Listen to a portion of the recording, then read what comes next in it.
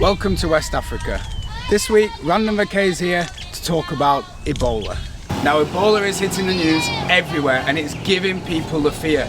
Because of it, they're not travelling, they're not seeing the exotic destinations on the planet. Why? Should you be scared about Ebola? No. Random Vacay's got 5 compelling reasons why Ebola shouldn't be putting you off travelling to the most exotic destinations on Earth. 1. This might look like a very quintessentially African supermarket, but what a lot of people fail to realise is that Africa has got over 50 countries, 2,000 tribes and 2,000 languages. It's not a single country. So when they talk about Ebola, they're not talking about Ebola across the whole continent. Ebola is currently be found in 4 African countries. Now, if we think about that in percentage terms, that means there's a higher proportion of North American countries that have Ebola than a proportion of African countries that have it. 2. Forget what the hyped up newsreader is telling you. Forget what you're reading in the newspapers. Let's get some advice from the real health experts. Who are they? The World Health Organization. What do they say? They say it's still safe to travel to Liberia, Sierra Leone, and any place where there has been an outbreak of Ebola.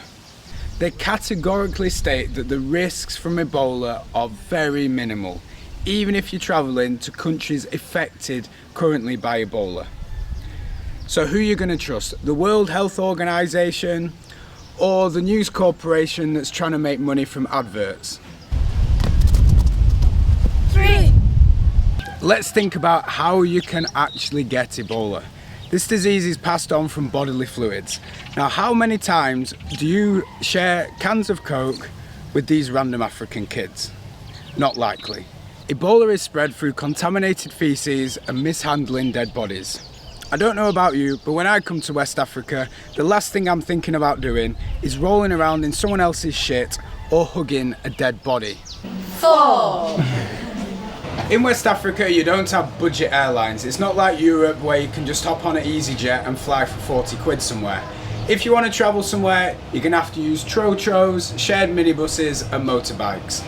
So if it's 500 miles away, it's probably going to take you 7 days to get there because the roads are in shocking condition. What's that mean for this disease? It means that direct flights from West Africa can get you to Paris, London, New York in less than 12 hours. If you want to cross from Liberia to Ghana, it's going to take you a week. So where are you safer? 5. One of the biggest negative impacts of the Ebola scaremongering is people have stopped travelling to Africa altogether. So the numbers of tourists in Kenya and Tanzania for safari are way down on last year, and a lot less people are travelling to South Africa. Let's look at a world map and do some maths. Here's West Africa, Sierra Leone and Liberia. We're going to calculate the distance to different destinations around the world. Let's see what's closer as the crow flies. Madrid, Paris, London, Rio de Janeiro. They're all closer to the Ebola outbreak area than Tanzania, Southern Africa and many other places on the African continent. So what does this maths lesson tell us about Ebola?